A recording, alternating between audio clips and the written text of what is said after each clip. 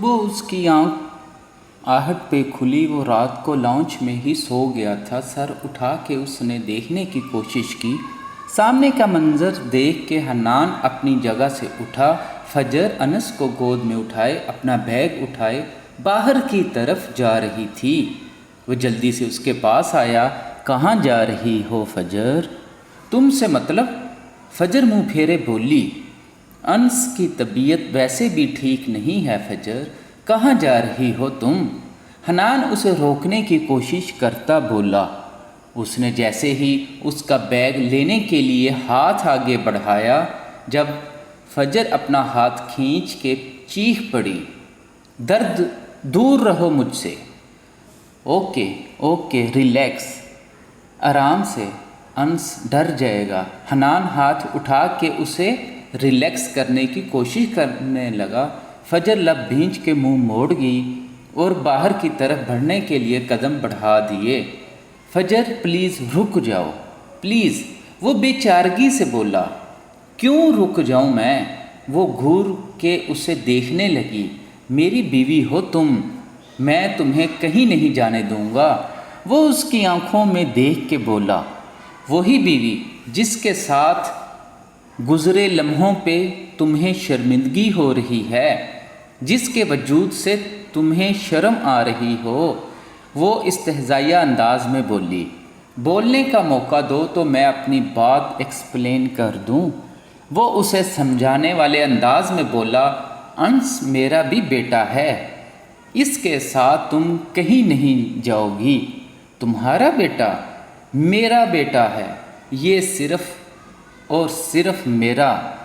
وہ زور سے بولی تو حنان لب بھینچ کے رہ گیا۔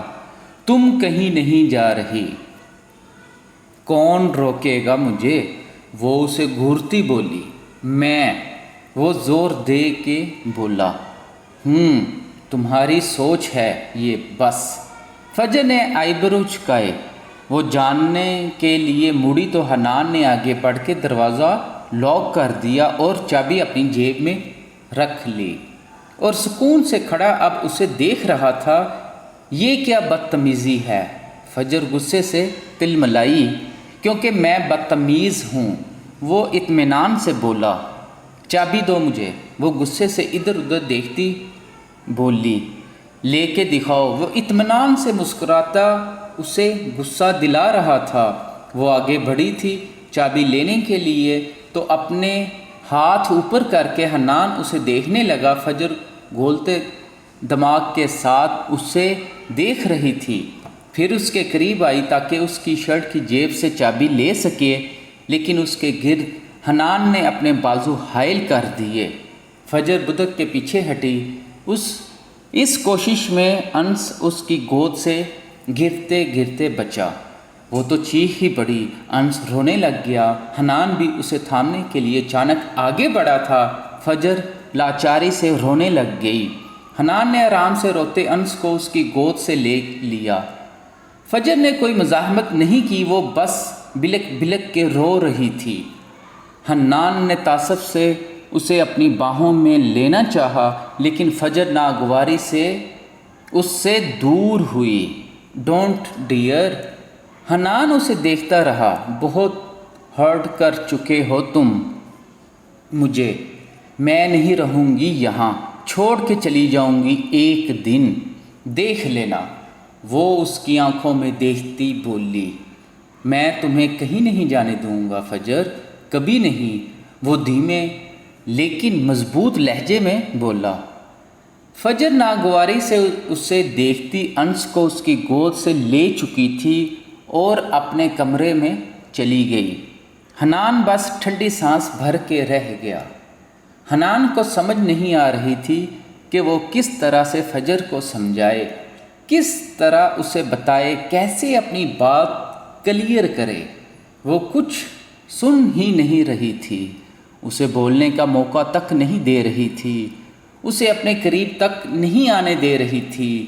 وہ لاؤنج میں بیٹھا سامنے دروازے کو دیکھ رہا تھا، جس کے دوسری طرف فجر تھی، جو اس سے اپنا سب تعلق ختم کیے بیٹھی تھی۔ وہ اپنی جگہ سے اٹھا اور کچن کی طرف بڑھ گیا۔ فجر بھوکی تھی، اس نے کچھ کھایا ہی نہیں تھا۔ کھانا بنا کے ٹرے میں سجا کے وہ کمرے میں آیا تو فجر انس کے پاس بیٹھی اسے دیکھ رہی تھی جب وہ سو رہا تھا۔ حنان نے ٹرے ٹیبل پہ رکھی اور اسے دیکھنے لگا۔ فجر کھانا کھا لو۔ وہ چپ رہی تو وہ پھر اسے آواز دینے لگا، فجر پلیز کچھ کھا لو پلیز۔ اس بار فجر نے اسے تیز نظروں سے گھورا۔ کھانا کھاؤں؟ ساتھ ہی ہاتھ سے دھکا دے کے پورا ٹرے نیچے گرا دیا۔ حنان حیرت سے اس کی نفرت دیکھ رہا تھا۔ یہ لو کھا لیا۔ حنان کچھ نہیں بولا، بس لب بینچے اسے دیکھتا رہا۔ جب کہ فجر منہ موڑ گئی تو حنان خاموشی سے نیچے بیٹھ کے ٹوٹے ہوئے برتن اٹھا کے ٹرے میں رکھنے لگا۔ اسے دکھ پہنچ رہا تھا فجر کے اس رویے سے۔ لیکن فجر مجھے ایک بار موقع دو اپنی پوزیشن کلیئر کرنے کا، وہ بے بسی سے بولا۔ مجھے طلاق چاہیے۔ بم جیسے پھوڑا گیا تھا حنان کے سر پہ۔ وہ حیرت سے فجر کو دیکھ رہا تھا جبکہ فجر انس کو دیکھ رہی تھی۔ حنان چپ چاپ ٹرے لیے باہر نکل گیا۔ ٹرے کچن میں رکھ کے وہ لڑکھڑاتا ہوا کرسی پہ بیٹھ گیا۔ اس کا دل ڈوب رہا تھا فجر سے الگ ہونے کا سوچ کے ہی۔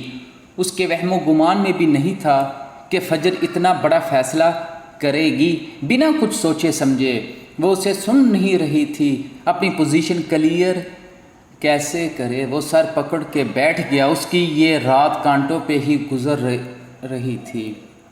اسے ایک پل کو چین سکون نہیں مل رہا تھا۔ وہ کیسے سب ٹھیک کر دے؟ اس کی سمجھ سے باہر تھا سب۔ اس کی آنکھ کھلی تو بالکل سامنے صوفے پہ فجر بیٹھی اسے نظر آئی۔ وہ جلدی سے اٹھ کے بیٹھ گیا۔ فجر سب ٹھیک ہے؟ وہ پریشانی سے بولا جبکہ فجر اسے سپاٹ نظروں سے دیکھ رہی تھی۔ نہیں، کیا ہوا ہے؟ انس ٹھیک ہے؟ تم ٹھیک ہو نا؟ اسے تشویش ہو رہی تھی۔ مجھے طلاق چاہیے حنان، ابھی اسی وقت۔ اس کے سپاٹ لہجے میں کہے گئے الفاظ حنان کو اندر تک جھنجھوڑ گئے۔ میں تمہیں طلاق نہیں دے سکتا، وہ مضبوط لہجے میں بولا۔ کیوں؟ وہ آئی برو چکا کے پوچھ رہی تھی۔ میں محبت کرتا ہوں تم سے، وہ اس کی آنکھوں میں دیکھتا بولا۔ اوہ شٹ اپ، فجر نے تیز آواز میں کہا۔ مجھے طلاق چاہیے ابھی کے ابھی، وہ ضدی لہجے میں بولی۔ میں نہیں دے رہا، وہ بھی نفی میں سر ہلانے لگا۔ تو ٹھیک ہے، میں کورٹ میں خلا کا کیس اوپن کر رہی ہوں پھر، وہ آرام سے بولی۔ پوری زندگی بھی کورٹ کے چکر لگتے گزر جائے، میں تمہیں طلاق نہیں دوں گا، وہ بھی اسی لہجے میں بولا۔ وہ غصے سے کھڑی ہوئی۔ چابی دو مجھے یہاں سے جانا ہے، وہ چلائی۔ نہیں جا سکتی ہو کہیں بھی تم، وہ پھر سے آرام سے بولا۔ حنان مجھے طلاق چاہیے ابھی کے ابھی، وہ چلائی۔ لیکن حنان خاموش رہا تو فجر نے ادھر ادھر دیکھنے لگی، پھر کچن کی طرف بڑھ گئی اور واپسی پہ اس کے ہاتھ میں چھری دیکھ کے حنان حیرانگی سے اپنی جگہ سے کھڑا ہو گیا۔ وہ اس سے کچھ فاصلے پہ آ کے کھڑی ہو گئی اور چھری اپنی کلائی پہ رکھ کے اسے دیکھنے لگی۔ دے رہے ہو مجھے طلاق یا کاٹ دوں اپنی نس؟ یہ کیا بچپنا ہے فجر؟ وہ آگے بڑھا تھا۔ آگے مت آنا ورنہ میں سچ میں خود کو ختم کر دوں گی، وہ چلائی تھی۔ حنان گھبرا ہی گیا۔